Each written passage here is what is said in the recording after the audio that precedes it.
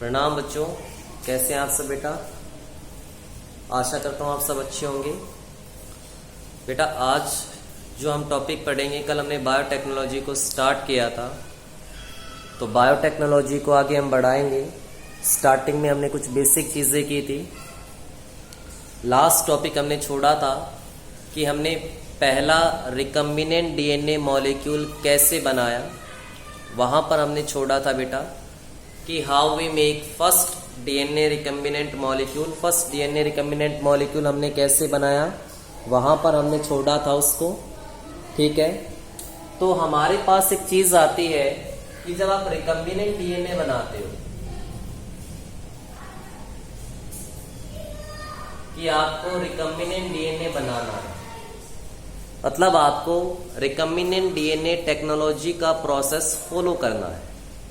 तो आपके पास कौन कौन से स्टेप होंगे, किन चीजों को ध्यान में रखकर आप ये करोगे। तो भाई रिकम्बिनेंट डीएनए बनाने से पहले हमारे पास एक चीज ये होनी चाहिए कि मान लीजिए मैं चाहता हूं कि किसी इस सेल में से कोई डीएनए, इस सेल का कोई डीएनए मैं किसी दूसरी सेल के डीएनए के साथ अटैच करूं, तो सीधी सी बात है कि सबसे पहला पॉइंट मेरा ये होगा कि मुझे जो काम करना है, जिस जीन को लेकर मुझे अटैचमेंट करवानी है, पहले मुझे उस जीन को पहचानना पड़ेगा कि वो कहाँ है, किसके पास है। मतलब आइडेंटिफिकेशन ऑफ डीएनए, मतलब मुझे आइडेंटिफिकेशन करनी है, पता लगाना है डीएनए का, उस डीएनए का जिसके पास वो डिजायरेबल जीन है, जहां पर उसके पास वो डिजायरेबल जीन मौजूद है, डीएनए का सेगमेंट मौजूद है। तो पहले तो मुझे पता होना चाहिए भाई वो किसी बैक्टीरियल सेल में है, एनिमल सेल में है, प्लांट सेल के अंदर है, ठीक है, या किसी माइक्रोबियल दूसरी सेल के पास वो जीन मौजूद है। तो सबसे पहला स्टेप मेरा ये होगा कि मुझे आइडेंटिफाई करना है उस डीएनए को जिसका जीन मैं चाहता हूं, जिसका डिजायरेबल जीन मैं चाहता हूं। तो ये मेरा पहला स्टेप होगा। दूसरा स्टेप क्या है, मुझे उस सेल में से उसे निकालना है और दूसरी सेल के साथ उसे जोड़ना है। हमने वो जीन फाइंड आउट कर लिया, तो दूसरा जो मेन स्टेप होगा हमारा, हमें उसमें से उसे निकालना है। उसमें से निकालने के बाद जिस होस्ट के अंदर मैं उसे डालना चाहता हूं, चाहे मैं वेक्टर की सहायता से डाल रहा हूं, प्लाज्मिड की सहायता से, या मैं डायरेक्टली डाल रहा हूं, तो वो मेरे दूसरे स्टेप के अंदर आएगा। तो अगर मैं दूसरे स्टेप की बात करूं तो दूसरा स्टेप होगा introduction of this DNA into the host, कि जो डीएनए मैंने पहचाना है, जो जीन मैंने पहचाना है, मैं उसको निकालकर होस्ट के अंदर डालूं। ये मेरा दूसरा स्टेप होगा।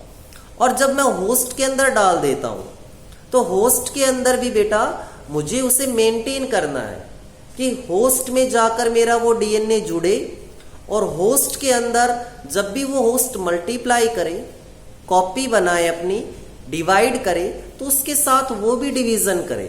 और जब होस्ट अपना किसी जीन का एक्सप्रेशन करे तो एक पर्टिकुलर सुटेबल कंडीशन देते हुए मैं उस जीन का भी एक्सप्रेशन उस होस्ट के अंदर करवा सकूं। तो थर्ड पॉइंट मेरा आता है कि मुझे जो डीएनए मैंने होस्ट के अंदर डाला है, उस डीएनए को मेंटेन करना है होस्ट के अंदर, ताकि जब वो होस्ट डिवाइड करे तो मेरा वो जीन जो कि फोराइन था, अब उसका भाग है, उस होस्ट का हिस्सा है, उसकी प्रोजनी के अंदर भी वो जाए। तो ये 3 स्टेप मेरे आते हैं भी। तो बेटा हमारे जो 3 स्टेप होने वाले हैं, जिन 3 स्टेप्स का मैं जिक्र कर रहा हूं, वो 3 स्टेप्स हमारे कौन से हैं। सबसे पहला स्टेप है हमारा कि हम उस आइडेंटिफिकेशन करें, हम आइडेंटिफिकेशन करें उस डिजायरेबल डीएनए का जिसके पास वो जीन मौजूद है। हम चाहते हैं वो जीन जिसके पास मौजूद है, सबसे पहले हम उसका पता लगाएं। दूसरा, फिर हम उसे वहां से निकालें और जिसके अंदर हम उसे डालना चाहते हैं उसके अंदर हम उसको डालें। मतलब वहां से हमें उसे निकालना है, वो किसी सेल के अंदर है, कौन सी सेल है, बैक्टीरियल सेल है, प्लांट सेल है, फंगल सेल है, तो उसमें उसकी पोजीशन कहाँ पर है वहां से हमें उसे निकालना है। हालांकि इसमें बहुत सारी चीजें आएंगी, बारी बारी आपको ये पूरा प्रोसेस समझ में आएगा। और उसके बाद हमें उसे होस्ट के अंदर इंट्रोड्यूस करना है। तो दूसरा स्टेप आ गया introduction into the host. Host के अंदर हम इसका इंट्रोडक्शन करेंगे, ये हमारा बेटा दूसरा स्टेप आता है, ठीक है। और थर्ड स्टेप क्या है कि जब हम उसे होस्ट के अंदर डाल चुके हैं, जब हम उसे होस्ट के अंदर इंट्रोड्यूस कर चुके हैं, तो क्या वो चीज होस्ट के अंदर मेंटेन है, क्या वो डीएनए या वो जीन उस होस्ट के जेनेटिक मटेरियल का भाग बन चुका है, तो हमें उसको इस कंडीशन में मेंटेन करना है।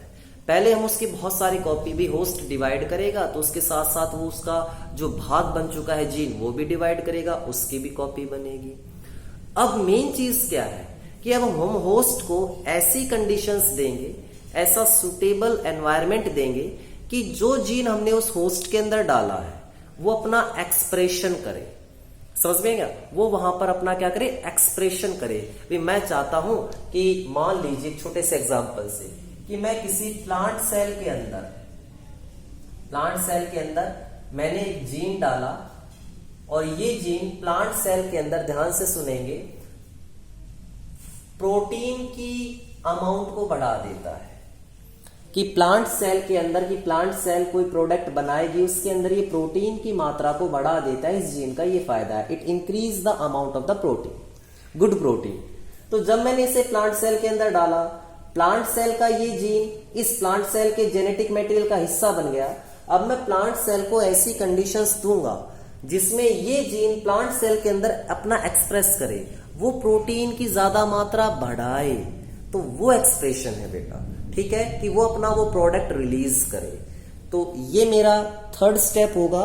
थर्ड स्टेप के अंदर मुझे क्या करना है, उसे मेंटेन करना है होस्ट के अंदर।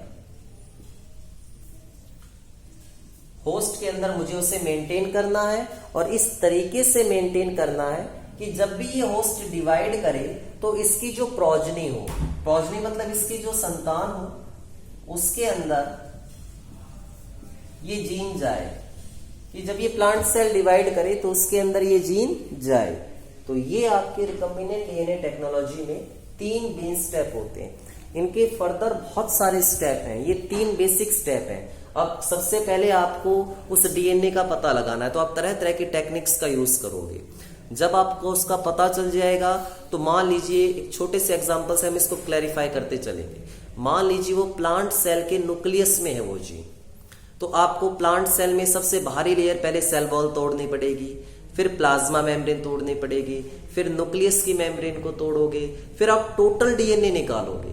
अब टोटल डीएनए के साथ तो दूसरी चीजें भी आएंगी, आरएनए भी होगा न्यूक्लियस में, प्रोटीन्स भी होंगे, तो उसमें से फिर पहले आपको प्योर फॉर्म में डीएनए निकालना है। फिर डीएनए में भी आपको वो जीन ढूंढना है जो आप चाहते हो और केवल उसी को ही कट करना है। तो इसमें फिर तरह तरह की एंजाइम्स चाहिए। तो जैसे जैसे आप चैप्टर पढ़ोगे, आप टूल्स के अंदर ये सारी चीजें पढ़ोगे। देखो भी आगे,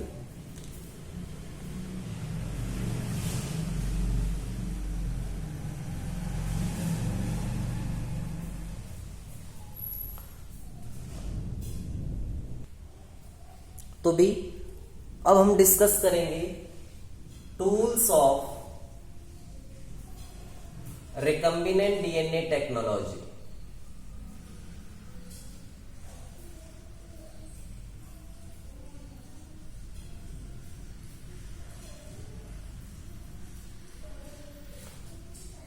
बेटा पेन कॉपी भी साथ रखें, ठीक है, पेंसिल साथ रखें। एनसीईआरटी की साइड में जगह होती है, वहां पर अपने कुछ पॉइंट साथ साथ नोट कर लें।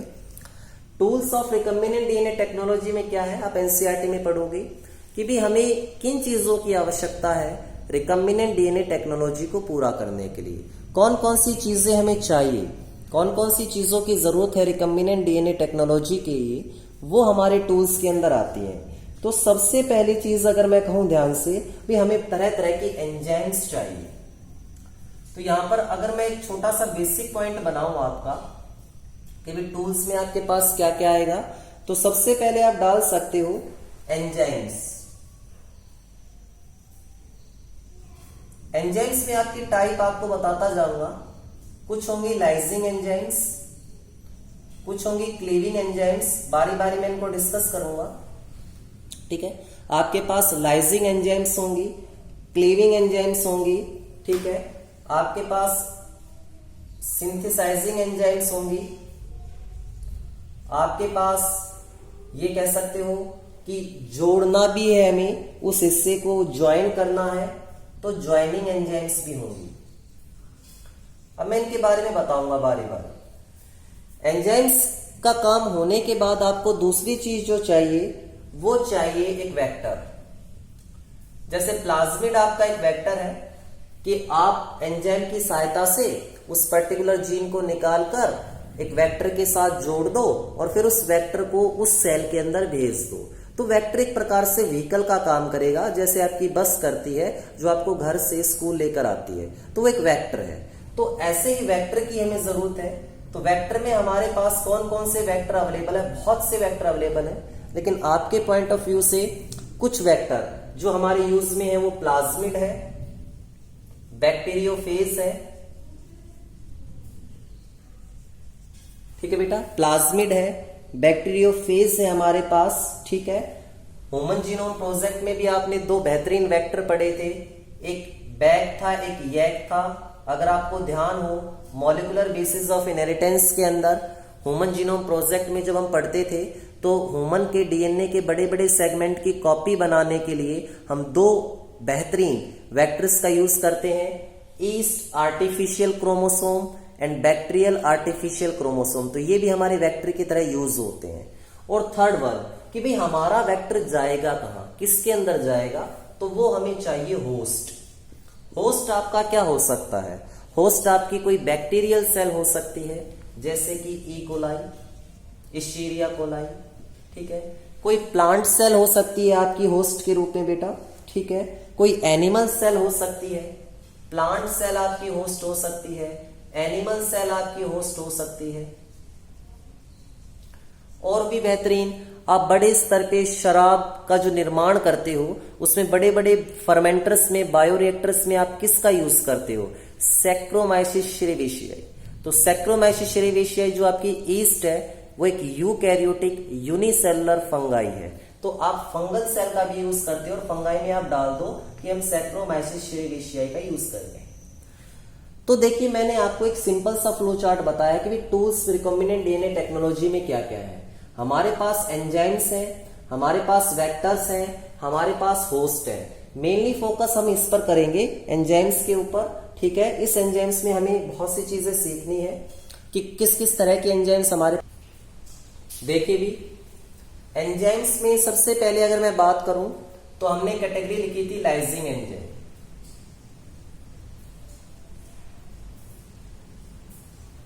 ध्यान से समझना। मान लो बेटा ये मेरे पास एक प्लांट सेल है,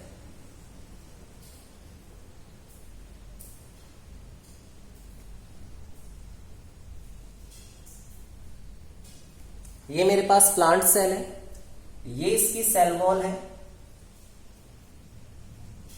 ये इसमें प्लाज्मा मेम्ब्रेन है, फिर इसके पास न्यूक्लियस है और फिर इसके पास इसका जेनेटिक मैटेरियल। और यहां पर मेरे पास मान लीजिए वो जीन है जो इस प्लांट सेल से मुझे निकालना है। तो लाइजिंग एंजाइम कौन सी होंगी? लाइजिंग एंजाइम वो होंगी जो हमें इस डीएनए को या जीन को निकालने में मदद करेंगी। इसका मतलब इन मेम्ब्रेन्स को डाइजेस्ट करने वाली जो एंजाइम्स होंगी वो कैटेगरी आपकी लाइजिंग एंजाइम्स की होगी। जैसे सबसे पहले बैक्टीरिया में हमें सेल वॉल को तोड़ना है, तो सेल वॉल को तोड़ने के लिए हम बैक्टीरिया में लाइसोजाइम का यूज करते हैं। लाइसोजाइम एक एंजाइम है जो बैक्टीरिया की सेल वॉल को डिसोल्व करती है, तो बैक्टीरिया की मेम्ब्रेन्स टूटना शुरू हो जाएंगी। तो मैंने एक एग्जांपल बताया आपको कि आपके पास एंजाइम्स में एक कैटेगरी है लाइजिंग एंजाइम्स। ये वो एंजाइम्स होंगी जो आपको उस सेल से डीएनए को, जीन को नहीं, टोटल जीनोम को निकालने में मदद करेंगी। इसके लिए आपको पहले सेल्स के मेम्ब्रेन को डिसोल्व करना है। तो these are the category of lysing enzymes. अब अगली चीज, ध्यान से देखिए, मान लीजिए मैं ये टोटल जेनेटिक मटेरियल प्राप्त कर देता हूं। ये मैंने टोटल जेनेटिक मटेरियल प्राप्त कर लिया, ठीक है, यहां से ये मैंने टोटल जेनेटिक मटेरियल प्राप्त कर लिया। अब जब मैंने ये टोटल जेनेटिक मटेरियल प्राप्त कर लिया है तो सीधी सी बात है, अब मुझे डीएनए को कट करना है। ये मेरा डीएनए है, टोटल डीएनए है, और मुझे इस डीएनए को कट करना है। तो अब डीएनए को कट करने वाली जो एंजाइम्स होंगी वो क्लीविंग एंजाइम्स होंगी। और जो मेरे पास क्लीविंग एंजाइम्स है उसमें मेरे पास बेटा 3 कैटेगरी है। सबसे पहली कैटेगरी है मेरे पास एक्सोन्यूक्लियस, दूसरी है एंडोन्यूक्लियस, और जो थर्ड कैटेगरी है जो मेरे काम आने वाली इस रिकम्बिनेंट डीएनए टेक्नोलॉजी में, दैट इज रेस्ट्रिक्शन एंडोन्यूक्लियस या रेस्ट्रिक्शन एंडोन्यूक्लियस। रेस्ट्रिक्शन एंजाइम्स के अंदर ये आती है, मॉलिक्यूलर सीजर जिन्हें आप कहते हैं, ठीक है, उन्हीं का हम यहां पर डिस्कस करेंगे। तो ध्यान से समझिए भाई, हमने देखा ज्यादातर ऑर्गेनिजम्स के अंदर डीएनए डबल स्ट्रैंडेड होता है। ये आपका डीएनए डबल स्ट्रैंडेड है। अब मैं इसके सिरे लिख देता हूं, ये थर्ड एंड, ये फिफ्थ एंड, ये फिफ्थ एंड, ये third and, anti parallel polarity मैंने इस पे लिख दी है। यदि कोई एंजाइम डीएनए को कट करे, यदि कोई एंजाइम डीएनए को कट करे और वो कट करे केवल एक स्ट्रैंड से काटे, और वो भी केवल किनारे से, एंड वाले हिस्से से कट करे, तो वो कैटेगरी है एक्सोन्यूक्लियसिस। एक्सोन्यूक्लियसिस ऐसे कट करते हैं, जैसे ये इसका एंड है तो यहां से कट कर दिया, या ये इसका एंड है यहां से कट कर दिया, ये इसका एंड है यहां से या यहां से। इसका मतलब एक्सोन्यूक्लियसिस हमारे पास वो एंजाइम्स होंगी जो डीएनए को किनारे से, पेरिफ्री से कट करेंगी, ठीक है, दीज आर एक्सोन्यूक्लियसिस। अगली कैटेगरी में आपको बताता हूं एंडोन्यूक्लियसिस। एंडोन्यूक्लियसिस आपके पास सेम स्ट्रैंड बना लो, third to fifth, fifth to third, ये आपके पास, ध्यान से देखते जाएंगे आप। इसमें ध्यान से समझेंगे एंडोन्यूक्लियसिस कैसे कट करती हैं, समझेंगे ध्यान से। एंडोन्यूक्लियस, एंडो का मतलब हो गया अंदर से, तो एंडो में कैसे कट होता है? एंडो में कट होता है यहां किनारे से नहीं, बीच में से कहीं पर भी कट कर देंगे, लेकिन दोनों स्ट्रैंड को काटेंगे। बीच में से कहीं से भी कट कर देंगी, मतलब ये आपका जो स्ट्रैंड है ये शुगर फॉस्फेट का बना हुआ है, तो शुगर फॉस्फेट के बॉन्ड को कट कर देंगी बीच में से दोनों स्ट्रैंड के। तो ये आपकी इन बिटवीन डीएनए काटेंगी, लेकिन कहीं से भी काट सकती हैं, इन बिटवीन, स्पेसिफिक नहीं है। हमारे पास जो थर्ड पोजीशन है दैट इज रेस्ट्रिक्शन एंडोन्यूक्लियसिस, इसको समझिएगा। मान लीजिए ये मेरे पास स्ट्रैंड है third to fifth, fifth to third, ये मेरे पास स्ट्रैंड है, और इस स्ट्रैंड में ये मेरा वो स्पेसिफिक जीन है। एक बार समझने की कोशिश कीजिएगा बेटा, मैंने इसलिए ब्लू से यहां दिखाया है ताकि आप ये समझ जाएं कि भाई ये स्पेसिफिक है तो इसी का भाग, लेकिन हमें ये चाहिए। तो रेस्ट्रिक्शन एंडोन्यूक्लियसिस कौन होंगी? रेस्ट्रिक्शन एंडोन्यूक्लियसिस वो होंगी जो कट करेंगी डीएनए को, लेकिन किसी पर्टिकुलर पोजीशन से, स्पेसिफिक साइट से कट करेंगी, स्पेसिफिक पोजीशन से कट करेंगी, स्पेसिफिक सीक्वेंस से कट करेंगी, और कट करेंगे विद इन डीएनए, डीएनए को अंदर से, मतलब डीएनए के दोनों स्ट्रैंड पर कट लगाएंगी, लेकिन स्पेसिफिक पोजीशन से कट लगाएंगी। तो वो हमारी कहलाती है रेस्ट्रिक्शन एंडोन्यूक्लियसिस, क्योंकि मुझे इस डीएनए में से केवल स्पेसिफिक पोजीशन वाला एक डीएनए का सेगमेंट निकालना है।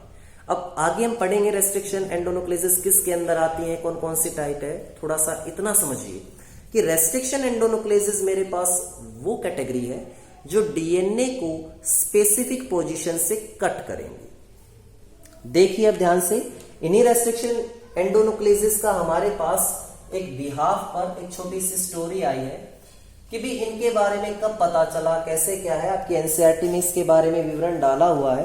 एनसीईआरटी में इसके बारे में लिखा हुआ है कि 1963 के अंदर जब साइंटिस्ट डिस्कवर कर रहे थे, साइंटिस्ट क्या कर रहे थे बेटा, डिस्कवर कर रहे थे, तो उन्होंने क्या देखा, 1963 के अंदर साइंटिस्ट ने देखा कि दो एंजाइम्स हैं, दो ऐसी एंजाइम है जो बैक्टीरियोफेज को, बैक्टीरियोफेज क्या है, बैक्टीरियोफेज, फेज का मतलब वायरस है, बैक्टीरिया पर अटैक करने वाले वायरस को बैक्टीरियोफेज कहते हैं। जो बैक्टीरियोफेज है वो बैक्टीरिया पर अटैक कर रहा है। 1963 में साइंटिस्ट ने देखा कि बैक्टीरियोफेज बैक्टीरिया पे अटैक करता है, लेकिन इन्हीं बैक्टीरिया के अंदर दो ऐसी एंजाइम है जो इस बैक्टीरियोफेज को निष्क्रिय कर देती हैं, इसे अपना काम नहीं करने देती। तो इन दोनों एंजाइम्स को जब निकाला गया तो पता चला इनमें से एक एंजाइम जो है वो मिथाइल ग्रुप ऐड करती है डीएनए पर, और जो दूसरी एंजाइम है वो डीएनए के स्ट्रैंड को कट करती है। डीएनए के स्ट्रैंड को बेटा वो एंजाइम क्या करती है, कट करती है। ध्यान से सुनना, इनमें से एक है वो मिथाइल ग्रुप ऐड करती है, मतलब मिथाइलेशन का काम करती है, और दूसरी डीएनए को कट करती है। जो डीएनए को कट करती है उसे कहा गया रेस्ट्रिक्शन एंडोन्यूक्लियोसिस। अब कंसेप्ट समझो सर, रेस्ट्रिक्शन एंडोन्यूक्लियोसिस डीएनए को कट करती है, ठीक है, और इसके कारण और इसके कारण, इन दो एंजाइम के कारण ये बैक्टीरियोफेज बैक्टीरिया पर अटैक नहीं कर पाया, ठीक है। तो सर बैक्टीरिया के जेनेटिक मटेरियल भी तो डीएनए है, फिर इसने इसे क्यों नहीं काट दिया? तो बेटा इस पर गौर करना, मिथाइल ग्रुप ऐड करने वाली एंजाइम क्या है बेटा, कि जैसे ही मान लो जो बैक्टीरिया का स्ट्रैंड है और ये मान लो आपके बैक्टीरियोफेज का जेनेटिक मटेरियल आया, तो जो ये मिथाइल ग्रुप एडिशन वाली है ये बैक्टीरिया के ऊपर स्पेसिफिक पोजीशन पर मिथाइल ग्रुप ऐड करेगी, और इस मिथाइल ग्रुप के एडिशन के कारण ये जो एंजाइम है रेस्ट्रिक्शन एंडोन्यूक्लियोसिस, ये बैक्टीरिया के डीएनए को कट नहीं कर पाएगी, ठीक है। मतलब बैक्टीरिया ने मिथाइलेशन की सहायता से अपना डीएनए तो प्रोटेक्ट कर लिया, अब रेस्ट्रिक्शन एंजाइम की सहायता से वो बैक्टीरियोफेज के डीएनए को कट करेगा, तो जिससे बैक्टीरियोफेज बैक्टीरिया पर अटैक नहीं कर पाएगा।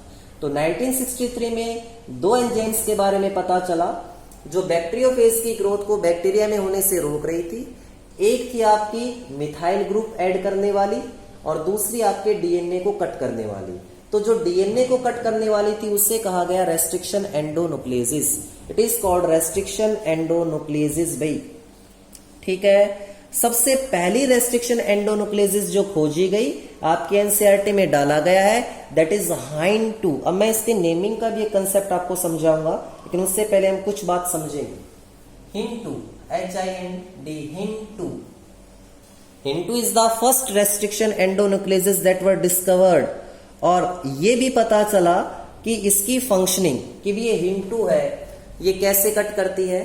पता चला कि ये HIND2 जो कि एक रेस्ट्रिक्शन एंडोन्यूक्लियोसिस है, ये डीएनए की एक स्पेसिफिक सीक्वेंस को पहचानती है, कि डीएनए के सेगमेंट में एक पर्टिकुलर सीक्वेंस होगी, नाइट्रोजनस बेस पेयर की अरेंजमेंट होगी, उसको पहचान कर ये कट करती है। अगर वो डीएनए में कहीं पर भी अवेलेबल है, कितनी बार भी अवेलेबल है, ये कट कर देगी।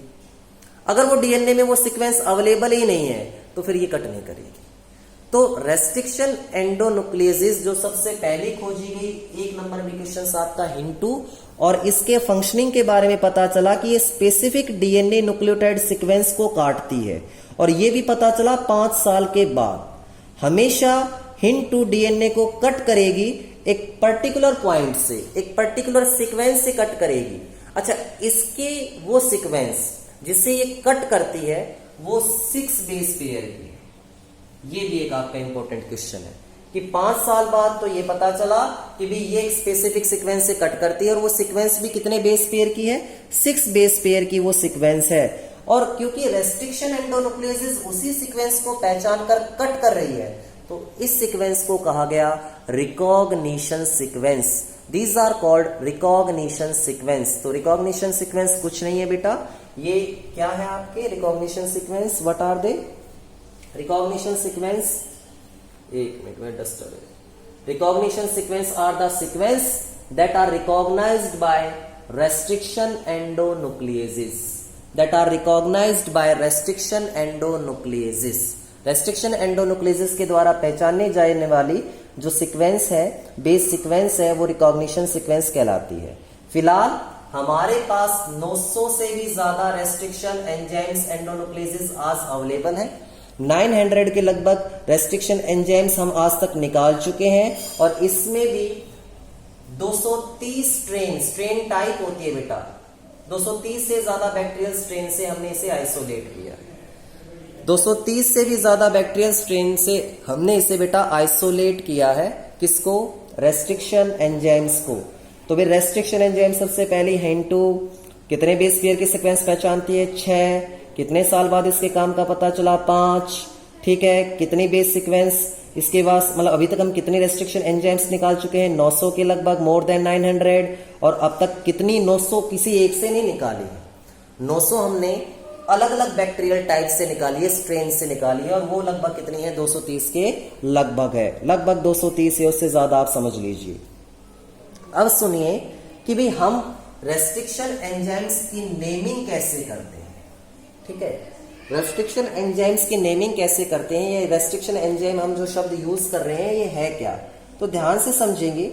हमारा जो रेस्ट्रिक्शन एंजाइम है वो एक बड़ी कैटेगरी, एक बड़े ग्रुप से बिलोंग करता है। Restriction enzyme belongs to a broad group of enzyme. हमारे पास एक बड़ा ग्रुप है एंजाइम का जिसे हम कहते हैं न्यूक्लियेजेस। सीधी सी बात है, न्यूक्लिक एसिड को कट करने वाले न्यूक्लियेजेस होते हैं भी। न्यूक्लिक एसिड को कट करने वाली एंजाइम्स न्यूक्लियेजेस कहलाती हैं और उसी से ही ये बिलोंग करती है। तो रेस्ट्रिक्शन एंजाइम हमारी एक बड़ी क्लास से बिलोंग करती है। ठीक है, तो उसमें हमारे पास अगर हम बात करें वही एक्सोन्यूक्लियेजेस, न्यूक्लियस को किनारे से काटने वाली डीएनए को, एंडोन्यूक्लियेजेस विद इन डीएनए काटने वाली, और विद इन डीएनए कट करते हुए भी रेस्ट्रिक्शन सीक्वेंस को पहचानने वाली रेस्ट्रिक्शन एंडोन्यूक्लियेजेस, वही टाइप है जो मैंने स्टार्टिंग में बताई थी। अब नेमिंग कैसे करते हैं, ध्यान से सुनना। हमारे पास एक रेस्ट्रिक्शन एंजाइम है जिसका नाम है EcoR1। जैसे हमने हाइन2 बोला था, हाइन2, मैं दोनों की नेमिंग बताऊंगा। हिन2 जिसे आप कहते हो, हिन2 कह दो, हाइन2 कह दो, EcoR1। अब इस नेमिंग के अंदर हमने ये जो नाम दिया है, इसमें जो पहला लेटर है ये उस बैक्टीरिया के जीनस को बिलोंग करता है। जैसे इश्चीरिया जीनस है बेटा, यहां पर जो जीनस है दैट इज इश्चीरिया। इश्चीरिया बैक्टीरिया जाना आपने कहां पर होता है? शाबाश, बताएंगे कहां पर होता है इश्चीरिया।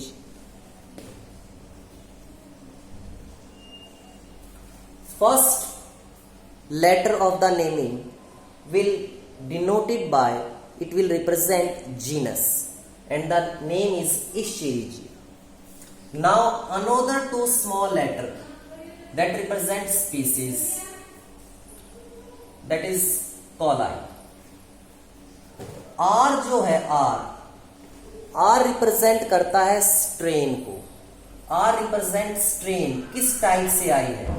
हालांकि हर एक की एक टाइप है, तो यहां पर जो R वाली टाइप है that is RY13।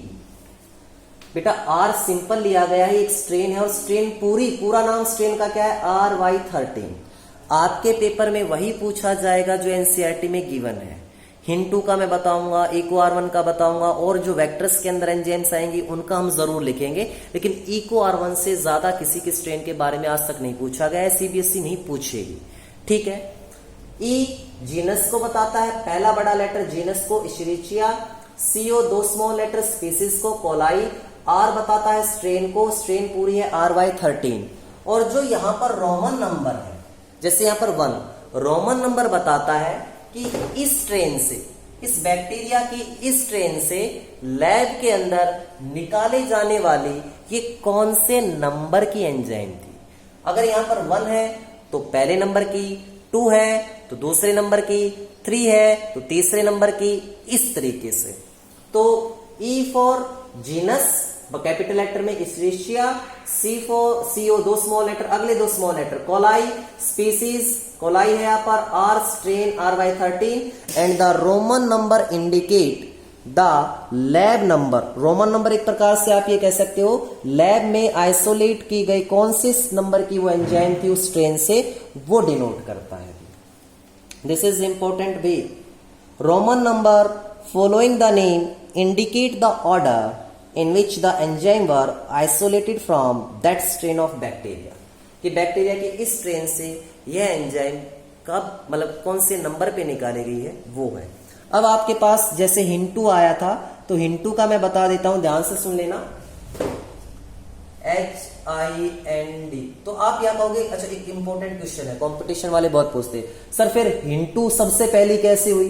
Roman number के हिसाब से तो फर्स्ट होनी चाहिए थी। फर्स्ट जो है वो रेस्ट्रिक्शन एंजाइम नहीं है, निकाली गई है एक एंजाइम हिंडमन, लेकिन उसका एक्शन रेस्ट्रिक्शन वाला नहीं है, ठीक है। वो रेस्ट्रिक्शन एंडोनुक्लेसिस की तरह एक्ट नहीं करती। तो जो रेस्ट्रिक्शन एंडोनुक्लेसिस की टाइप हो वैसा काम करे तो उसकी हम नेमिंग कर रहे हैं। तो देखिए यहां पर H वही आपका जीनस हेमोफिलस, आपने ह्यूमन हेल्थ एंड डिजीज पढ़ा है, वहां पर हेमोफिलस इन्फ्लुएंजाई नाम पढ़ा है, हीमोफिलस इन्फ्लुएंजाई भी, ठीक है। IN 2 स्मॉल लेटर इन्फ्लुएंजाई को रिप्रेजेंट करते हैं, इन्फ्लुएंजाई IN रिप्रेजेंट बेटा इन्फ्लुएंजाई, IN इन्फ्लुएंजाई को रिप्रेजेंट करता है। D यहां पर स्पेशल केवल D स्ट्रेन ही टाइप है, केवल D टाइप से स्ट्रेन नेमिंग है। और 2 आपका नंबर हो गया। तो हिंटू की भी मैंने नेमिंग बता दी थी। तो आज हमने क्या क्या पढ़ा? टूल्स में रेस्ट्रिक्शन एंजाइम्स पढ़े हैं, रेस्ट्रिक्शन एंजाइम्स के साथ साथ हमने एक्सोनुक्लेज और एंडोनुक्लेसिस पढ़ा है। इसके अलावा हमने पढ़ा है मॉलिक्यूलर रिकम्बिनेंट डीएनए टेक्नोलॉजी के 3 important steps, lysing enzyme, cleaving enzyme, जो कट करने वाली क्लीविंग एंजाइम में रेस्ट्रिक्शन पढ़ ली है एंजाइम्स हमने, और इसमें भी नेमिंग पढ़ ली है भी, ठीक है। बैक्टीरिया के अंदर सबसे पहले हमने इनको आइसोलेट किया, क्या कहानी थी बैक्टीरियोफेज में, वो वाला हमने पढ़ लिया है। तो इतना बेसिक आप पढ़ेंगे, इतना आप करेंगे भी, ठीक है। Thank you for your support बेटा। एनसीईआरटी से लाइन टू लाइन पढ़िएगा, कोई डाउट हो कोई दिक्कत हो तो पूछिएगा भी, ठीक है बेटा। व्हाट्सएप नंबर मैंने डाले हुए हैं, ठीक है। अगले वीडियो के अंदर हम ज्यादातर कोशिश करेंगे कि रेस्ट्रिक्शन एंजाइम की वर्किंग, ठीक है, और जो बची हुई एंजाइम्स हैं उनको कंप्लीट करके वेक्टर तक पहुंच जाए। तो रेस्ट्रिक्शन एंजाइम्स की वर्किंग हम अगले स्टेप में पढ़ेंगे, एक डायग्रामेटिक है। इसके अलावा आपका एक रिकम्बिनेंट डीएनए टेक्नोलॉजी का भी डायग्राम डाला हुआ है, ठीक है। तो एक एक लाइन ध्यान से पढ़िएगा, किसी तरह का कोई डाउट हो तो पूछिएगा, आप व्हाट्सएप पे मुझसे कॉल कर सकते हैं। Thanks for your support.